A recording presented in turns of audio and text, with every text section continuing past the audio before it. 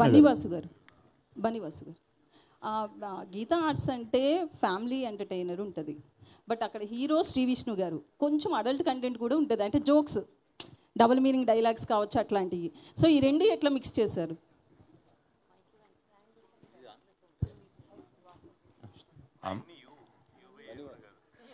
ఎవరు చెప్పినా ఓకే. వాసు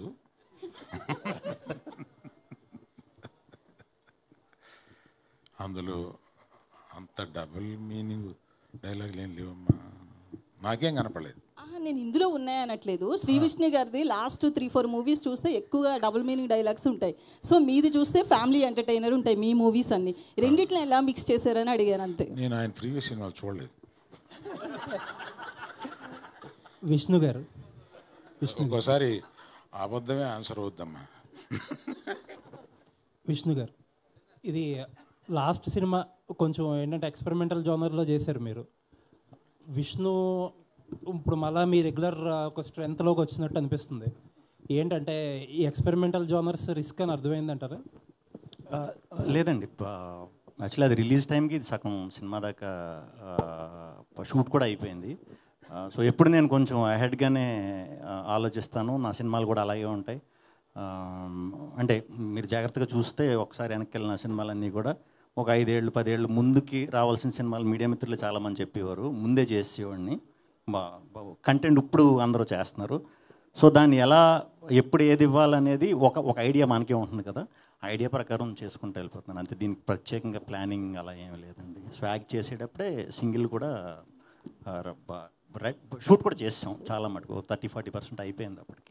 విష్ణు గారు ఇక్కడ సార్ ట్రైలర్లో మీరు బాలయ్య గారి స్పీచ్ని కొద్దిగా ఏదో ఇది చేశారు, అది ఆ ఫ్యాన్స్ ఎలా రిసీవ్ చేసుకుంటారు సార్? అంటే ఆయన పబ్లిక్, అది సినిమాలలో చేయరు, ఆయన జస్ట్ పబ్లిక్లో ఎక్కడైనా స్పీచ్ ఇస్తున్నప్పుడు ఇలా మాట్లాడుతున్నప్పుడు ఒక్కొక్కసారి అలా ఫ్లోలో పోతుంటుంది కదా. ఇది రెగ్యులర్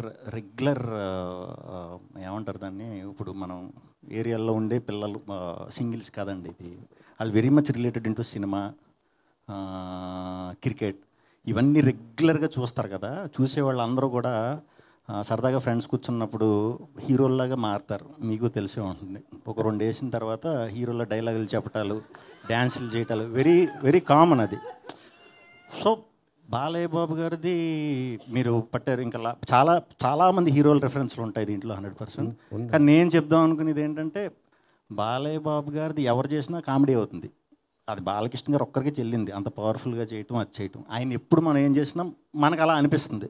ఆయన కానీ ఆగలేం మనం, బాలయ్యలాగా డైలాగులు చెప్తాం, క్లబ్లో జై బాలయ్య అంటాం, అది అంతే, అది ఆయనకే చెల్లింది. సో అలా అందరు హీరోలు, బాలయ్య బాబు గారు కాదండి, చాలామంది హీరోలు రెఫరెన్స్లు ఈ సినిమాలో ఉంటాయి. కానీ అంటే ఆయన స్పీచ్ని మీరు అలా చేయటం ఫ్యాన్స్ రిసీవింగ్ అది ఎక్కడ ట్రోల్స్ వచ్చే అవకాశం ఉంటుంది. అది ఏ స్పీచ్లో నా డైలాగ్ అని చెప్పలేదు, మీరు ఒకసారి చెక్ చేసి నాకు చూపించవచ్చు. ఇప్పుడు రాబిన్ హుడ్లో సాంగ్, హుక్ సాంగ్, అది ఎంత కొద్ది కాంట్రవర్సీ అయిపోయింది. అవును, కేతికా శర్మ గారు. అవును. సో ఇందులో ఎలాంటి జాగ్రత్తలు తీసుకున్నారు? కేతికా గారు సినిమాలు అలాంటివి ఉండవు, మీరు కూడా ఏదో పొరపాటున ఏదో వినేశారు మేబీ. మీరు ఇప్పుడు డబుల్ మీనింగ్ అన్నారు కదా, డబుల్ మీనింగ్ చచ్చిన ఉండవు, సంస్క్రిట్ ఉంటాయి ఎక్కువ, అది చాలామంది డబుల్ మీనింగ్ అనుకున్నారు. సో మరి ఇప్పుడు సంస్క్రిట్ నేను నేర్పమంటే కష్టం. అలాంటివి ఏమి ఉండవండి నా సినిమాలు, అసలు ఉండవు. అందులో ఆడవాళ్ళకి నేను ఎక్కువ ప్రాధాన్యత ఇస్తాను, మీ అందరికీ తెలిసిందే అది.